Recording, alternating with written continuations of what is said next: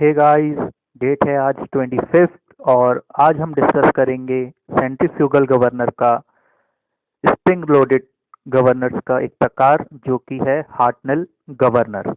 तो चलिए शुरू करते हैं। लास्ट क्लासेस में हमने तीन प्रकार के गवर्नर्स डिस्कस कर लिए हैं, जैसा आप स्क्रीन पे देख सकते हैं। सबसे पहले हमने वॉट गवर्नर जो पेंडुलम टाइप गवर्नर का एक प्रकार था उसको डिस्कस किया था। उसके बाद हमने लोडेड गवर्नर्स में डेड वेट लोडेड जो डेड वेट गवर्नर्स है जिसमें स्लीव के ऊपर एक लोड लगाया जाता है मध्य में, उसके दो प्रकार डिस्कस किए थे। पहला था पॉटर गवर्नर और दूसरा था प्रोएल गवर्नर। इन दोनों गवर्नर्स को हमने अच्छे से डिटेल में डिस्कस किया और इनका स्पीड और हाइट के बीच में रिलेशन भी हमने डिराइव किया था।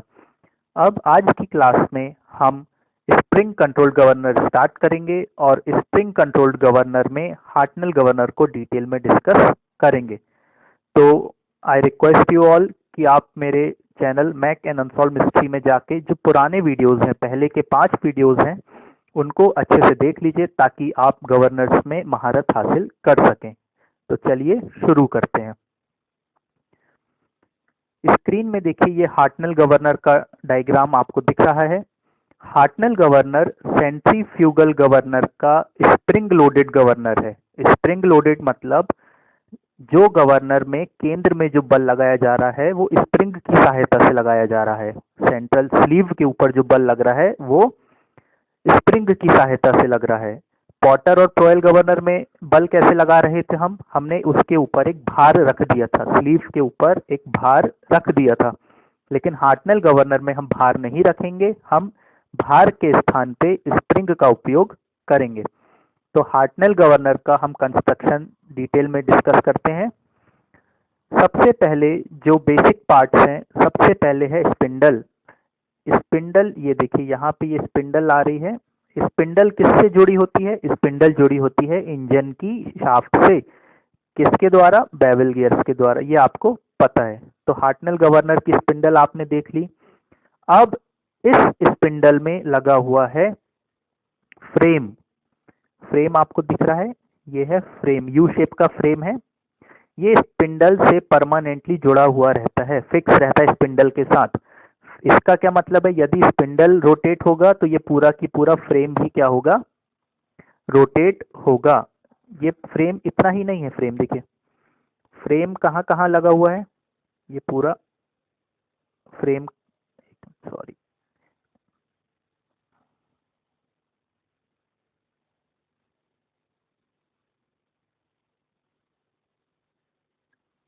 ये इसमें लगा हुआ है, ठीक है। ये स्लीव का हिस्सा भी स्लीव में आ रहा है। अब फ्रेम आप देखेंगे, ये फ्रेम से यू शेप का जो फ्रेम है, यहाँ पे नीचे लगा हुआ है स्प्रिंग। स्प्रिंग मैंने आपको बताया, स्प्रिंग हमने क्यों लगाया है? क्योंकि ये जो स्लीव है, स्लीव के ऊपर बल लगाने के लिए, स्लीव के ऊपर बल लगाने के लिए हमने ये हेलिकल स्प्रिंग का उपयोग किया है। ये हेलिकल स्प्रिंग में कंप्रेशन डेवलप किया, हमने स्प्रिंग को दबाया है। किस प्रकार से दबा रहे हैं? ये जो ऊपर स्प्रिंग के नट लगा है, फ्रेम के ऊपर ये देखिए नट लगा है, नट को हम कितना बल हमको स्लीव के ऊपर लगाना है उस आधार पे हम नट को टाइट कर देंगे, जिसके कारण स्प्रिंग क्या होगा? दबेगा। दबने के कारण स्प्रिंग बाहर की ओर बल लगाएगा। तो ये बल किसके ऊपर जाएगा? स्लीव के ऊपर। तो इस प्रकार स्प्रिंग की मदद से स्लीव के ऊपर बल कार्य करेगा। सेंट्रल लोड जिसको हम पहले पॉटर और प्रोएल गवर्नर में बोल रहे थे, वो क्या हो जाएगा? Spring force. तो सेंट्रल लोड की जगह यहाँ पे क्या हो जाएगा? Spring force. ठीक है। तो स्प्रिंग फोर्स आपको समझ में आया कैसे कार्य कर रहा है? स्प्रिंग फोर्स, ये जो स्पिंडल है इसमें एक फ्रेम लगा है, फ्रेम यू शेप का है जिसमें स्प्रिंग बैठा हुआ है। ये स्प्रिंग यहाँ स्लीव के ऊपर कांटेक्ट में है। जब आप नट को टाइट कर देंगे तो उस टाइट के कारण ये स्प्रिंग दबेगा। दबने के कारण ये बाहर की ओर बल लगाएगा। वो बल किसके ऊपर लगेगा? स्लीव के ऊपर। तो स्लीव कहाँ पे है? ये रही हमारी स्लीव। अब इसके बाद हम आगे बढ़ते हैं नट स्लीव में। तो आप स्लीव का देखिए शेप जो है, ये शेप आपको स्लीव का दिख रहा है। यहाँ पे स्लीव में यहाँ पे दो स्लॉट कटे हुए हैं, एक स्लॉट ये रहा, दूसरा स्लॉट ये रहा। दो स्लॉट आपको दिख रहे हैं, एक बार दोबारा दिखा देता हूं। एक स्लॉट ये रहा और एक स्लॉट ये रहा। इन स्लॉट्स में लगा हुआ है रोलर। देखिए दो आर आपको दिख रहे हैं, एक रोलर यहाँ पे, ये रोलर है, और एक रोलर यहाँ पे, ये रोलर। दो बॉल्स जो आपको दिख रही हैं छोटी छोटी रोलर्स हैं, चके हैं। तो ये रोलर्स इन स्लॉट में ऊपर नीचे मूव करेंगे। जैसे जैसे हमारा गवर्नर चलेगा उसके साथ ये बॉल्स या रोलर्स ऊपर नीचे मूव कर सकते हैं। स्लॉट तक ही चलेंगे, स्लॉट से बाहर नहीं जाएंगे वो, ठीक है। ये रोलर्स जो हैं ये जुड़े हुए हैं बेल क्रैंक लीवर से। एक रोलर इससे जुड़ा है, दूसरा रोलर इस बेल क्रैंक लीवर से जुड़ा हुआ है। बेल क्रैंक लीवर किस तरीके से कार्य करता है, देखिए मान लीजिए कि ये बेल क्रैंक लीवर है, इसके दोनों दो हाथ है बेल क्रैंक लीवर के, दोनों आपस में 90 डिग्री पे हैं और ये यहाँ पे पिवट होते हैं। इस पॉइंट पे ये पिवट है। पिवट है मतलब यदि आप इसको यहाँ से धक्का देंगे तो ये यहाँ से क्या हो जाएगा, ऊपर उठ जाएगा। तो नई पोजीशन इनकी कैसी हो जाएगी, इस तरीके से, ठीक है। या फिर यदि आप इनको कैसे धक्का देंगे, यदि आप इस बेल क्रैंक लीवर को इस तरफ यहाँ से धक्का देंगे तो इसकी नई पोजीशन ये इसके अबाउट घूम जाएगा, इस बिंदु के सापेक्ष वो घूम जाएगा। तो नई पोजीशन कैसी हो जाएगी उसकी, इस तरीके से। ये वाला हाथ इधर आ जाएगा और ये वाला हाथ इधर आ जाएगा। तो ये है bell crank lever. Bell crank lever क्या करता है, घूम जाता है।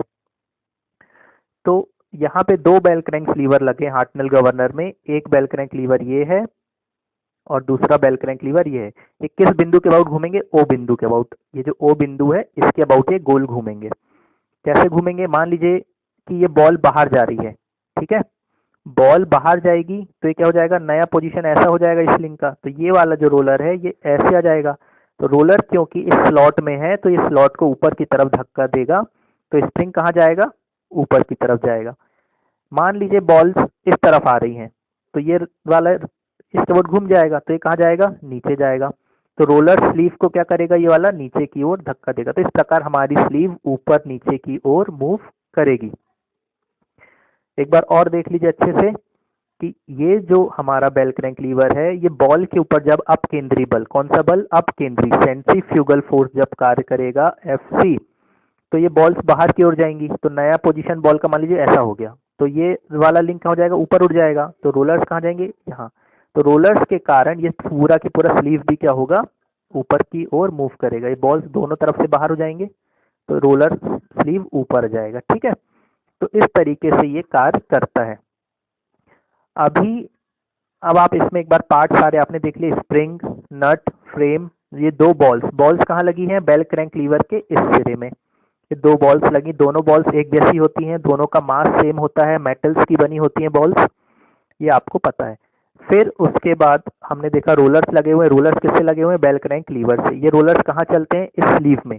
स्लीव में रोलर्स के चलने के कारण स्लीव ऊपर नीचे मूव होती है। इसके ऊपर नीचे मूव होने के कारण क्या होता है, यहाँ से जो आपका एक और bell crank lever throttle valve में कनेक्टेड होगा, वो वॉल्व को खोलेगा और बंद करेगा, जिसके कारण फ्यूल की सप्लाई कंट्रोल होगी।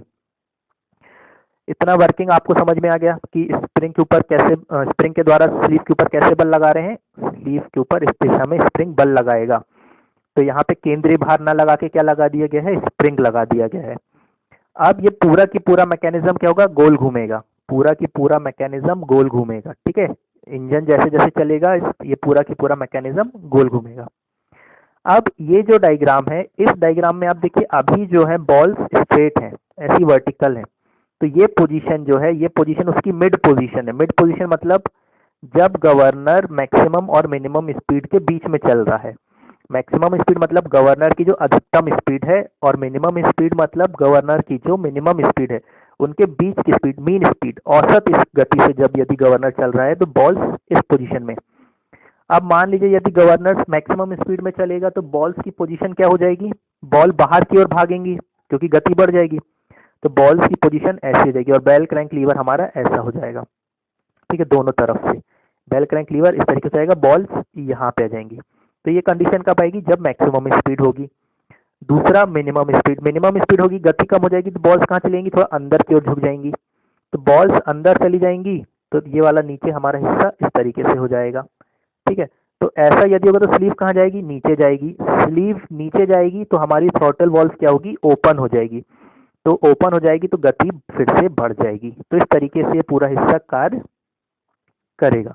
ठीक है, गति बढ़ने पे क्या होगी, बॉल्स बाहर जाएंगी, बॉल्स बाहर जाएंगी तो ये वाला हिस्सा ऊपर उठेगा, ये हिस्सा ऊपर उठेगा तो स्लीव भी ऊपर उठेगी, स्लीव ऊपर उठेगी तो हमारा थ्रॉटल वॉल्व ओपन होने से बचेगा और वो क्या हो जाएगा, क्लोज होगा। थोड़ा थ्रॉटल वॉल्व क्लोज होगा तो हमारा फ्यूल की सप्लाई कम हो जाएगी। ठीक है, तो ये बेसिक कंस्ट्रक्शन है।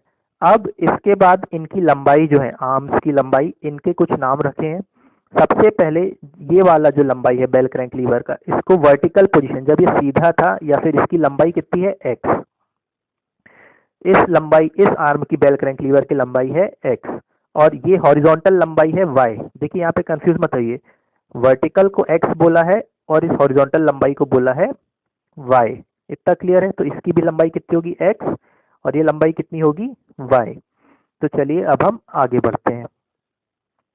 अब हम डेरिवेशन पे आएंगे कि गवर्नर्स के ऊपर जो बल लग रहा है, सेंट्रीफ्यूगल फोर्स कितना कार्य करेगा बॉल के ऊपर, और गवर्नर पे जो स्प्रिंग लगाया है, स्प्रिंग के कारण कितना फोर्स लगेगा। हमें अब फोर्स यहाँ दिया नहीं है, तो पॉटर और प्रॉयल में हमको कैपिटल डब्ल्यू दिया था, लेकिन यहाँ पे हमको स्प्रिंग का पता लगाना पड़ेगा कि कितना स्प्रिंग हमको यूज करना है।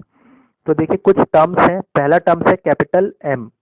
कैपिटल एम जो है हर एक बॉल का मास है, मास ऑफ बॉल। किसमें नापेंगे बॉल के मास को, किलोग्राम्स में, केजी में।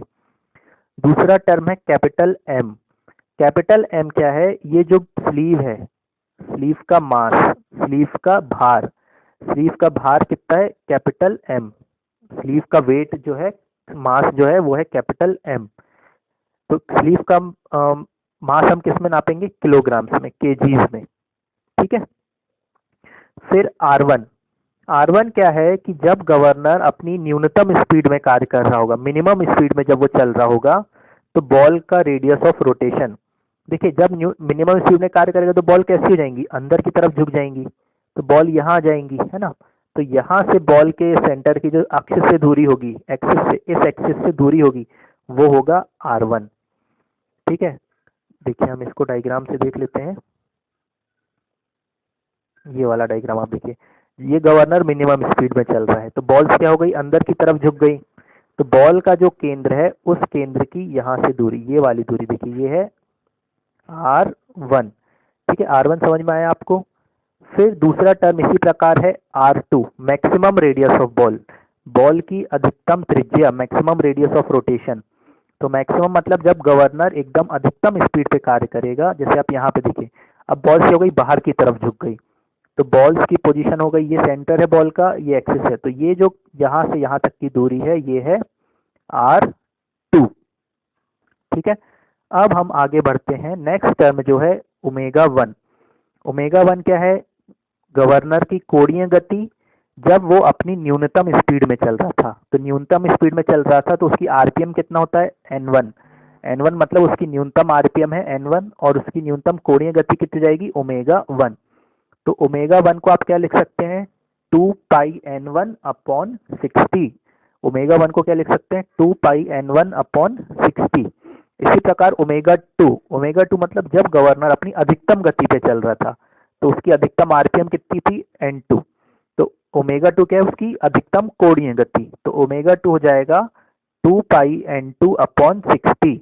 तो यहाँ पे N2 आ जाएगा। ठीक है, अब S1 जो है, जब गवर्नर अपनी मिनिमम गति पे चल रहा था, मिनिमम गति पे मतलब बॉल्स कहाँ आ गई थी, अंदर की दिशा में आ गई थी। जब बॉल्स, देखिए ये बॉल्स जब अंदर की दिशा में आ गई थी, तो स्प्रिंग के द्वारा स्लीव के ऊपर जो बल कार्य कर रहा था वो है S1। तो स्लीव कहाँ है, डायग्राम में हमने देखा, ये स्लीव है। तो स्लीव, ठीक है, ये स्लीव है, स्लीव के ऊपर क्या लगा है, स्प्रिंग लगा है। तो जब बॉल्स अपनी न्यूनतम पोजीशन पे थे, मिनिमम पोजीशन ऐसी थी बॉल्स, तो स्लीव के ऊपर ये जो स्प्रिंग बल लगा रहा था, स्प्रिंग स्लीव के ऊपर फोर्स लगा रहा था, वो फोर्स कितना था, S1। अब इसी प्रकार जब गवर्नर मैक्सिमम स्पीड पे चलेगा, मैक्सिमम स्पीड पे चलेगा तो बॉल्स बाहर आ जाएंगी, इस तरीके से बॉल्स की पोजीशन हो जाएगी। तब उस कंडीशन में स्प्रिंग जो बल लगाएगा वो है S2। तो देखिए जब बॉल्स बाहर थी तो स्प्रिंग बहुत ज्यादा दब जाएगा, तो बहुत ज्यादा दबने के कारण उसका फोर्स भी बढ़ जाएगा, तो S2 भी क्या हो जाएगा, बढ़ जाएगा। तो S2 जो है S1 से ज्यादा होगा। ठीक है, तो हमने S1 S2 देख लिया। अब ये क्योंकि फोर्स है तो किस में नापेंगे इनको, न्यूटन्स में। चलिए आगे बढ़ते हैं। अब FC1, FC1 क्या है, जब बॉल्स अपनी न्यूनतम गति पे घूम रही थी, न्यूनतम गति मतलब N1 RPM या फिर ω1 रेडियंस पर सेकेंड, आप दोनों में से कुछ भी हो सकते हैं। N1 यदि बोलेंगे तो मतलब RPM में बोल रहे हैं आप, ω1 बोलेंगे तो आप बोल रहे हैं किसमें, रेडियंस पर सेकेंड में। तो यदि बॉल्स अपनी मिनिमम पोजीशन पे घूम रही थी तो बॉल्स के ऊपर जो अपकेंद्री बाहर की दिशा में बल लग रहा था, देखिए कैसे, ये देखिए जब बॉल्स न्यूनतम पोजीशन में घूम रही थी तो बॉल्स अंदर की तरफ झुक गई, तो इनके ऊपर जो बाहर की दिशा में जब बल कार्य करेगा वो है FC1, सेंट्रीफ्यूगल फोर्स न्यूनतम गति पे। तो सेंट्रीफ्यूगल फोर्स का आपको फॉर्मूला पता है, mR⍵²। लेकिन यहाँ पे R कितना हो जाएगा, R की जगह हो जाएगा R1, क्योंकि न्यूनतम त्रिज्या कितनी है, R1, और ओमेगा की जगह क्या हो जाएगा, ω1। तो ये आपने देख लिया। तो FC1 कितना हो जाएगा, m⍵1 इसी प्रकार FC2 क्या है, जब बॉल्स अधिकतम त्रिज्या पे घूम रही थी, मैक्सिमम स्पीड पे, तब बॉल के ऊपर लगने वाला अपकेंद्री बल कितना है, mR2ω2²। नेक्स्ट टर्म है स्टिफनेस। अब स्टिफनेस क्या होता है, कोई भी स्प्रिंग, ठीक है, हर एक स्प्रिंग का एक गुण होता है। गुण मतलब हम कितना बल लगाएंगे कि बॉल में स्प्रिंग में 1 mm का परिवर्तन हो। जैसे मान लीजिए ये एक स्प्रिंग है, ठीक है, इसके ऊपर बल लगाया आपने F, ठीक है, कितना फोर्स लगाया, टोटल F, और ये स्प्रिंग कंप्रेस हो गया, मान लीजिए डेल्टा, ठीक है, कितना टोटल कंप्रेस हुआ, डेल्टा। तो स्प्रिंग स्टिफनेस क्या होती है, टोटल फोर्स अपॉन टोटल कितना वो कंप्रेस हुआ या खींचा। यदि आप खींच रहे हैं तो खींचेगा, कंप्रेस करेंगे तो दबेगा। तो ये होती है stiffness. Force upon deflection, force upon विकृति, बल अपॉन विकृति, इसकी इकाई होती है न्यूटन पर mm। यदि आप डिफ्लेक्शन को mm में नाप रहे हैं तो mm आएगा, इसको यदि आप मीटर में नाप रहे हैं तो मीटर आएगा। क्लियर है इतना। तो कोई भी स्प्रिंग के लिए स्टिफनेस, उसकी स्टिफनेस कांस्टेंट होती है। जो भी आप स्प्रिंग का उपयोग करेंगे S का मान उसके लिए कांस्टेंट होगा। तो आप इसको स्प्रिंग की स्टिफनेस को कैसे परिभाषित कर सकते हैं, किसी भी स्प्रिंग में 1 mm विकृति उत्पन्न करने के लिए कितना बल लगाना पड़ेगा, उसको 1 mm दबाने के लिए या फिर 1 mm खींचने के लिए कितना बल लगेगा, उसको हम बोलेंगे स्टिफनेस। 1 mm बोला है, कई बार आप 1 मीटर भी बोल सकते हैं कि 1 मीटर कंप्रेस करने के लिए, क्योंकि स्प्रिंग बहुत कम दबता है इसलिए 1 mm बोल रहे हैं, ठीक है। तो स्प्रिंग की स्टिफनेस को स्मॉल s से दर्शाया है। स्मॉल s कैसे निकालेंगे, जितना भी फोर्स स्प्रिंग के ऊपर लग रहा है अपॉन कितना उसमें टोटल विकृति कितनी उत्पन्न हुई। तो यहाँ पे हम स्प्रिंग फोर्स को किससे दर्शा रहे हैं, इस हार्टनगर में स्प्रिंग फोर्स को हम दर्शा रहे हैं S से। S1 S2 हमने देखा, S1 कब लग रहा था, जब मिनिमम स्पीड पे चल रहा था, S2 कब लग रहा था, जब मैक्सिमम स्पीड पे। तो स्प्रिंग स्टिफनेस क्या होगी, S upon deflection, total spring कितना दबा। तो हम देखेंगे आगे टोटल स्प्रिंग मिनिमम और मैक्सिमम के बीच में कितना कंप्रेस हो रहा है। नेक्स्ट S, X आपको बताया बॉल्स की जो वर्टिकल बेल क्रैंक लीवर की जो वर्टिकल आर्म है उसकी लंबाई, और Y क्या है, जो उसकी हॉरिजॉन्टल लिंक है उसकी लंबाई, और R क्या है, जब गवर्नर मीन स्पीड मिनिमम अपनी औसत गति पे घूम रहा है तो R उसका रेडियस ऑफ रोटेशन। तो औसत गति पे घूम रहा था तो डायग्राम कैसा दिखेगा, इस तरीके से दिखेगा, ठीक है। तो ये औसत गति पे घूम रहा है, तो औसत गति पे घूमने पे बॉल्स क्या होंगी, सीधी होंगी। उस कंडीशन में ये जो त्रिज्या है ये क्या है, R। इतना क्लियर है आपको।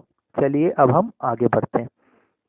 अब हम पहला केस देखेंगे कि जब गवर्नर अपनी न्यूनतम गति पे मिनिमम स्पीड पे चल रहा था तब क्या क्या बल कार्य कर रहे थे, ठीक है। तो देखिए सबसे पहले जब गवर्नर मिनिमम स्पीड पे कार्य कर रहा था तो बॉल्स कैसी हो गई, इस तरीके से हो गई, ठीक है। अब ये वाली लंबाई आपको पता है कितनी है, x है, और ये वाली लंबाई कितनी है, y है। अब बॉल्स के ऊपर कौन सा बल कार्य करेगा, एक तो सेंट्रीफ्यूगल फोर्स मिनिमम स्पीड पे FC1, बॉल का खुद का वेट mg, दूसरा स्लीव का मास था m, तो उसके कारण उसका स्लीव का वेट कितना हो जाएगा, mg, उसका वेट हो गया। अब क्योंकि हम एक हिस्सा लेते हैं तो आधा बल कितना हो जाएगा, mg/2।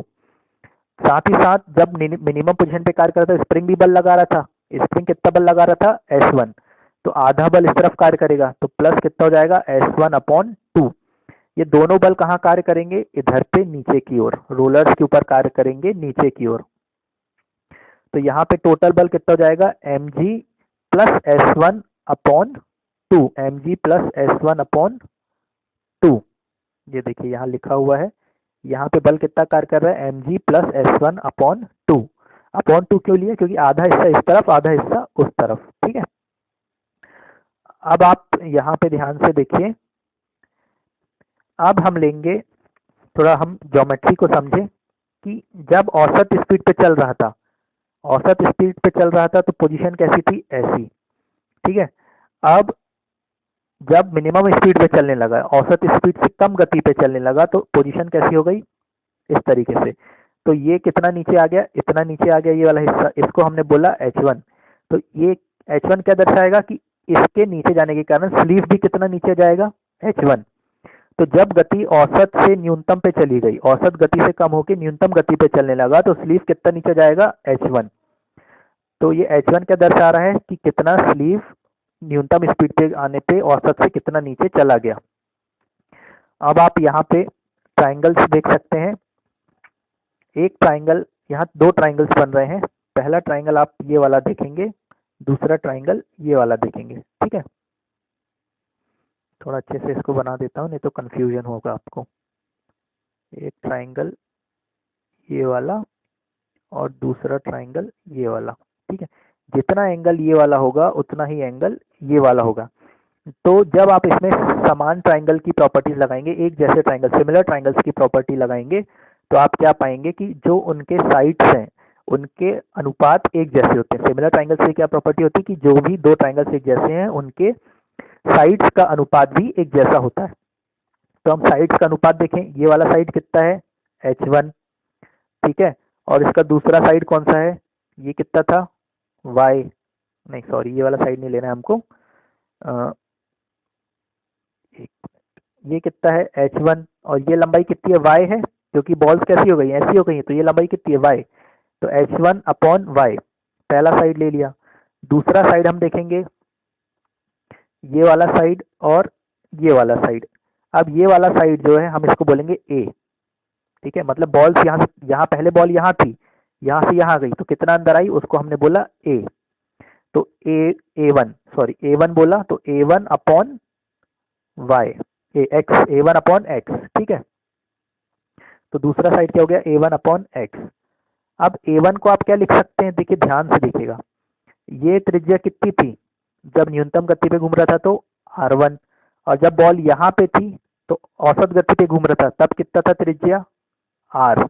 तो A क्या हो जाएगा, टोटल R माइनस R1। तो A की जगह आप क्या लिख सकते हैं, R माइनस R1, और अपॉन में क्या है, X। तो पहला हमने ये देखा, ये कहाँ से आया, सिमिलर ट्राइंगल से। एक जैसे ट्राइंगल्स के साइड्स का अनुपात एक जैसा होता है, ये हमने देखा यहाँ से। इसी प्रकार हम देखेंगे मैक्सिमम स्पीड पे जब चलेगा, ठीक है। मैक्सिमम स्पीड पे क्या हो जाएगा, ये आप खुद से करिएगा, फिर इसको देखिएगा कि सही किया है कि नहीं। यहाँ पे भी दो ट्राइंगल्स होंगे, पहला ट्राइंगल ये वाला, दूसरा ट्राइंगल ये वाला। अब ऐसा क्यों गया, क्योंकि गवर्नर जब अधिकतम स्पीड पे चलने लगा तो बॉल्स बाहर आ गई, तो इसलिए ये बेल क्रैंक लीवर कैसा हो गया, इस तरीके से आ गया। पहले कैसा था, बॉल्स यहाँ थी और बेल क्रैंक लीवर ऐसा था, अब कैसा हो गया, यहाँ से इस तरीके से हो गया। तो यहाँ पे भी हम दो ट्राइंगल देखेंगे, पहला ट्राइंगल ये वाला, दूसरा ट्राइंगल ये वाला। तो जब बॉल्स यहाँ से यहाँ आ गई तो हमने इसको बोला कि बॉल्स कितना बाहर आई, A2। बॉल्स कितना बाहर आई, A2। तो यहाँ से ये हाइट दूरी हो गई बॉल्स की A2, और जब अंदर गई थी तो कितना बोला था कि A1 अंदर गई है, तो बॉल्स A2 बाहर आ गई। अब बॉल्स की त्रिज्या कितनी हो जाएगी यहाँ पे, R2, जब वो मैक्सिमम स्पीड पे चल रहा था हम पहले देख चुके हैं। तो R2 क्या है, बॉल्स की मैक्सिमम स्पीड, ठीक है। फिर हमें पता है ये वाली लंबाई कितनी है, X थी, है ना, ये X की लंबाई। दूसरा ये वाली लंबाई कितनी थी, Y। तो हम यहाँ भी प्रॉपर्टीज लगाएंगे सिमिलर प्रॉपर्टी की, क्या। अब जब बॉल से ऊपर आई, यहाँ से कितना ऊपर चढ़ गया, H2, ठीक है। पहले ऐसा था, ऊपर चला गया यहाँ से इतना, H2। तो बॉल्स के बाहर जाने के कारण जो स्लीव ऊपर चढ़ा, औसत गति से जब स्पीड बढ़ गई तो कितना ऊपर चढ़ा, H2। तो H2 अपॉन ये कितना है, Y, H2 upon Y is equal to A2 upon X। अब आप A2 को क्या लिख सकते हैं, ये टोटल है R2, और ये कितना था, R। जब औसत गति पे था तो कितना था, R। तो A2 को आप लिख सकते हैं R2 माइनस R। तो ये इक्वेशन आपकी बन जाएगी। चलिए अब आगे बढ़ते हैं। अब हम मिनिमम पोजीशन का डायग्राम देखते हैं। ये मिनिमम पोजीशन का डायग्राम है हम क्या करेंगे, जो बिंदु ओ है, ओ बिंदु क्या था, जहां पे बेल क्रैंक लीवर जिस पॉइंट पे घूम रहा था, तो ये ओ पॉइंट है। मिनिमम अवस्था में बेल क्रैंक लीवर की स्थिति कैसी हो जाएगी, इस तरीके से बेल क्रैंक लीवर हो जाएगा। अब हम क्या करेंगे, इस बिंदु पे लगने वाले आघूर्ण देखेंगे। आघूर्ण मतलब कौन कौन से बल के कारण ये बेल क्रैंक लीवर घूमने की कोशिश करेगा। तो पहला बल कौन सा था, Fc बाहर की ओर, दूसरा बॉल का वेट, तीसरा mg plus S1/2। mg plus S1/2 के लिए, क्योंकि मिनिमम स्पीड पे बल कितना था, S1 स्प्रिंग के कारण, वो इस तरफ से। तो अब आप देखिए Fc फोर्स यहाँ लग रहा है, इस बिंदु के अबाउट आप देख रहे हैं, तो किधर घुमाएगा वो, एंटी क्लॉकवाइज घुमाएगा। mg जो बॉल का भार है वो किधर घुमाएगा, क्लॉकवाइज घुमाएगा। ये वाला mg प्लस S1/2 कहाँ घुमाएगा, ये भी क्लॉकवाइज घुमाएगा। तो दो बल क्लॉकवाइज घुमा रहे हैं, एक बल एंटी क्लॉकवाइज घुमा रहा है। तो क्लॉकवाइज हम पहले देख लें, mg प्लस S1/2 ये क्लॉकवाइज घुमा रहा है, तो ये mg प्लस S1/2। इसकी दूरी, ये दूरी को हमने बोला है y1। y नहीं है ये, देखिए y क्या है, ये वाली लंबाई है, लिंक की लंबाई है y1। और इस बल की दूरी कितनी है, ये इसको हमने बोला है y1। अब डायग्राम में अच्छे से देखते हुए चलिएगा, नहीं तो बहुत कंफ्यूजन होगा। ठीक है, ये लंबाई है y1, ये है y। ठीक है, और हमको क्या लेना है, बल की परपेंडिकुलर दूरी। तो ये बल है जो भी, उसकी परपेंडिकुलर दूरी जो भी है हम उसको बोलेंगे y1। तो इसको हमने क्या बोला, ये है y1, तो इंटू क्या हो जाएगा y1। दूसरा फोर्स क्या था, mg, इसकी दूरी कितनी है यहाँ से, ये हम देख चुके हैं, ये दूरी कितनी थी, a1। तो mg इंटू a1, ये इधर प्लस था, लेकिन आप इसको इधर ले जाएंगे तो क्या हो गया था, यहाँ पे आके माइनस हो गया है वो, इसीलिए इस तरफ ले गए तो माइनस कर दिया, तो यहाँ पे माइनस हो गया है। तीसरा फोर्स कौन सा, Fc। Fc कहाँ लग रहा है, ये लग रहा है। Fc की दूरी कितनी है, इसको हमने बोला है x1, ये x है, देखिए ये x है, लीवर की लंबाई x है, लेकिन फोर्स की दूरी कितनी है, इसको हमने बोला है x1। तो Fc इंटू x1। तो क्लॉकवाइज वाले जो थे mg ये वाला और ये वाला, ये दोनों आपस में जुड़ रहे थे, तो लेकिन mg वाले को इस तरफ ले गए तो माइनस हो गया। और इस तरफ क्या है, Fc1 इंटू x1। Fc1 क्यों लिया, क्योंकि मिनिमम फोर्स है। तो ये 2 आप ऊपर ले जाइए, y1 को नीचे ले आइए, तो mg प्लस S1 इतना बचेगा इस तरफ, और बाकी सब इस तरफ। इसी प्रकार मैक्सिमम स्पीड के लिए आप खुद से करिएगा, फिर वीडियो में देखिएगा। तो मैक्सिमम स्पीड में अब क्या हो जाएगा, ये रहा हमारा बिंदु O, बॉल बाहर आ गई, तो Fc इस तरफ, mg इस तरफ, और mg प्लस अब क्या हो जाएगा S2, क्योंकि स्प्रिंग का फोर्स क्या हो जाएगा, बढ़ जाएगा, तो mg प्लस S2/2। अब फोर्स की दिशाएं बदल जाएंगी। अब Fc किस तरफ घुमाएगा, क्लॉकवाइज घुमाने लगेगा। आप यहाँ से देखेंगे तो Fc आपको किस तरफ घुमाएगा, क्लॉकवाइज। mg भी किस तरफ घुमाएगा, mg भी आपको घुमाएगा क्लॉकवाइज। लेकिन ये वाला mg प्लस S1/2 है, ये आपको घुमाएगा एंटी क्लॉकवाइज, ये आपको ध्यान में रखना है। तो इसकी इक्वेशन क्या बनेगी, mg प्लस S2/2, ये S2 होगा, यहाँ पे गलत लिख दिया है, ठीक है। mg plus S2/2 upon mg plus S2/2 into कितनी जाएगी, इस बल की दूरी कितनी है, y2। ये y ये वाली दूरी है, और y2 ये वाली दूरी है, ठीक है। और एक और फोर्स, फिर दूसरे फोर्स क्या है, Fc इंटू कितना होगी इसकी दूरी, x2। ये वाली x है और ये वाली x2 है, ठीक है। फिर नेक्स्ट है mg कहाँ कर रहा है कार्य, ये mg, इसकी दूरी कितनी है, a2। तो ये प्लस में हो जाएगा Fc के, यहाँ पे क्यों प्लस में होगा, क्योंकि दोनों अब एक ही दिशा में कार्य करने लगे। तो mg इंटू a2। अब फिर आप इसमें 2 ऊपर मल्टीप्लाई कर दीजिए और y2 को नीचे ले जाइए, तो नई इक्वेशन क्या बन जाएगी, ये वाली।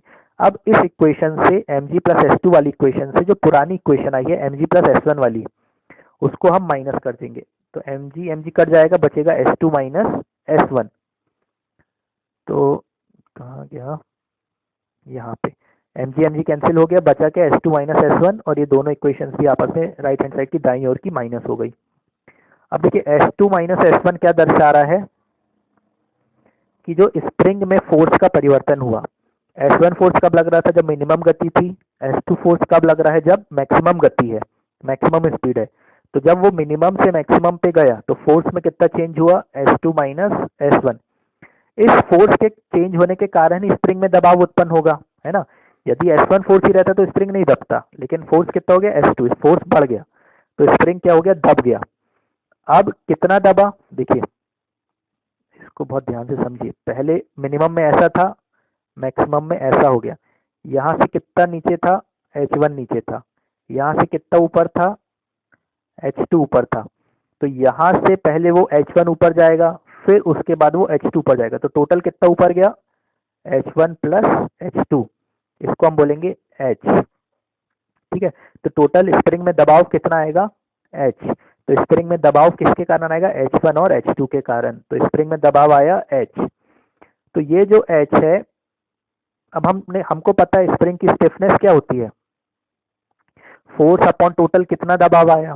तो स्प्रिंग की स्टिफनेस हम दर्शा रहे थे एस से, टोटल फोर्स कितना लग रहा था, S2 माइनस S1 परिवर्तन हुआ है ना, S2 माइनस S1, इतना एक्स्ट्रा फोर्स हमने लगाया और दबाव कितना आया H। तो S2 माइनस S1 की जगह आप इसको H को सॉरी H1 लिख दिया, S2 minus S1 upon H। तो आप S2 माइनस S1 को क्या लिख सकते हैं, S इंटू H ऊपर मल्टीप्लाई हो गया यहाँ पे, तो S2 माइनस S1 की जगह आप क्या लिख सकते हैं, H इंटू S। और H को आप लिख सकते हैं R2 minus R1 into Y by X. ये कहाँ से आया, जो हमने दो सिमिलर प्रॉपर्टीज लगाई थी, H1 upon x, H2 upon x, ठीक है, उसको आप सॉल्व करेंगे तो ये आपको मिल जाएगा, H बराबर होता है R2 minus R1 into Y upon X. R2 क्या है, रेडियस ऑफ रोटेशन, घूमने की त्रिज्या मैक्सिमम गति पे, R1 क्या है, रेडियस ऑफ रोटेशन मिनिमम गति पे, Y क्या है, जो बेल क्रैंक लीवर है उसके हॉरिजॉन्टल लिंक की लंबाई, X क्या है, बेल क्रैंक लीवर के वर्टिकल लिंक की लंबाई। अब आप इस वैल्यूज को इस इक्वेशंस में जब आप सॉल्व करेंगे, सबसे पहले आप H की वैल्यू यहाँ पे रख दीजिए, क्या रखेंगे H की वैल्यू, ये वाली H की जगह पे रख दी, तो H क्या हो जाएगा, S2 minus S1 upon H, तो S2 minus S1 upon H की जगह ये रख दिया, तो R2 minus R1 into Y upon X, तो X कहाँ चला गया, ऊपर चला गया। तो ये हो गया S का formula, S2 minus S1 upon R2 minus R1 into H। अब हम आगे बढ़ते हैं। अब ये फॉर्मूला हम कब उपयोग करेंगे, देखिए क्वेश्चन कैसा आता है, आपको एक हार्टनेल गवर्नर दिया रहेगा और उसमें बोला जाएगा कि आप पता लगाइए कि स्प्रिंग की स्टिफनेस कितनी है।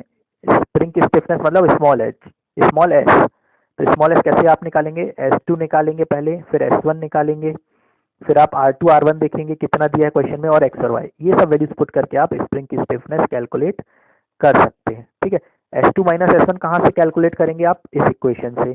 S2 माइनस S1 इक्वेट कैसे करेंगे आप, ये सारे फॉर्मूला आपको M पता रहेगा, A2 पता रहेगा, Y2 पता रहेगा, FC2 आप M R ओमेगा स्क्वायर से निकाल सकते हैं। ये सब कैलकुलेट करके आप S2 माइनस S1 निकालेंगे, उसको यहाँ पुट करके आप स्प्रिंग की स्टिफनेस, स्प्रिंग की दृढ़ता, स्टिफनेस मतलब दृढ़ता, स्प्रिंग की स्टिफनेस को कैलकुलेट कर सकते हैं। ठीक है, ये कॉम्प्लिकेटेड केस था।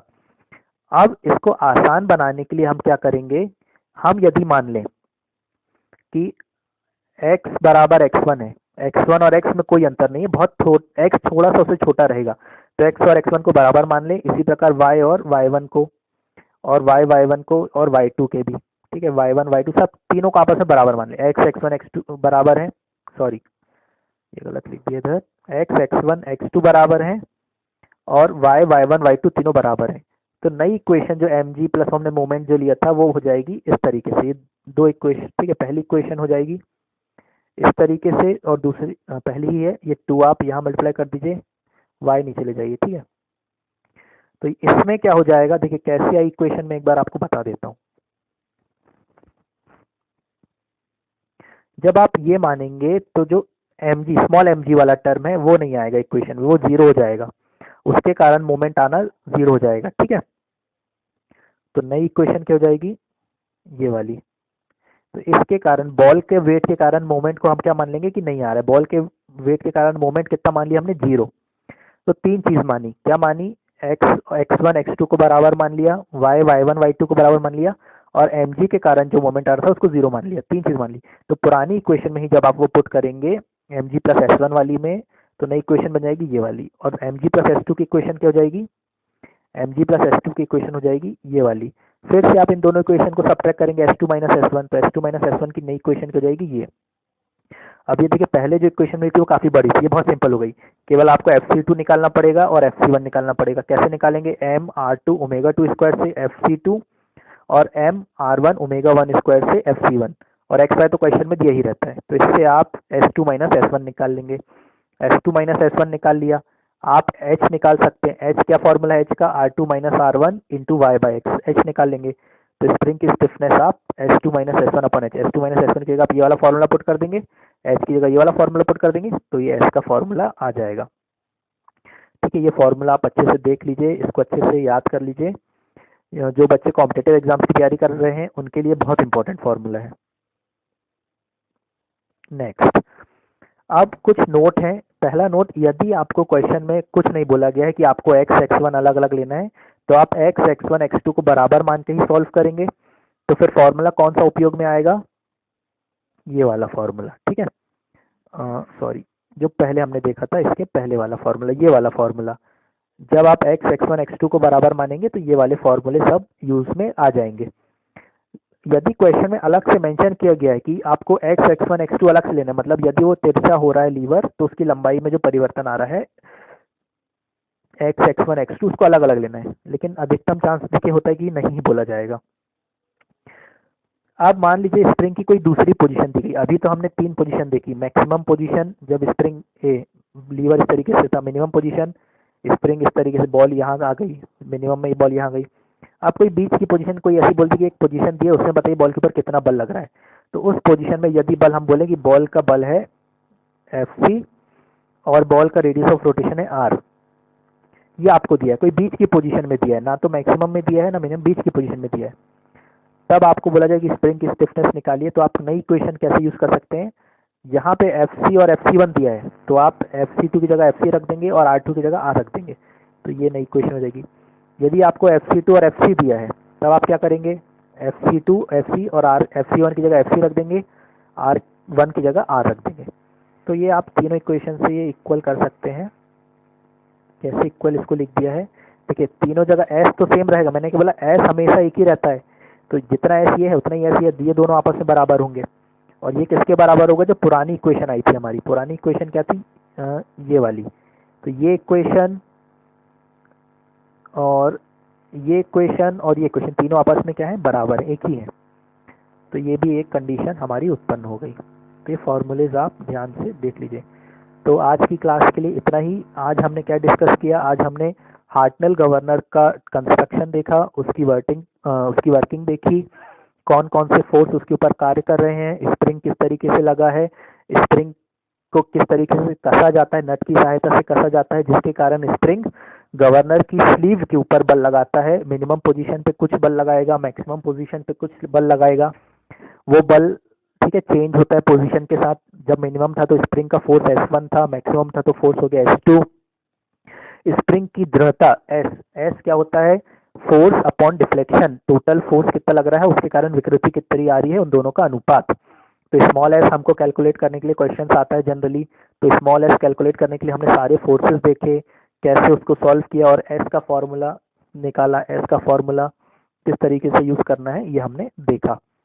तो आज की क्लास के बाद अब हम जो बाकी के गवर्नर्स हैं उनको रोक के हम कुछ इंपॉर्टेंट टर्म्स जो है गवर्नर के, ठीक है, जो थ्योरेटिकल एग्जाम्स जो बच्चों का है उनमें आने के बहुत ज़्यादा चांसेस हैं, उन टर्म्स को हम अगले वीडियो में डिस्कस करेंगे।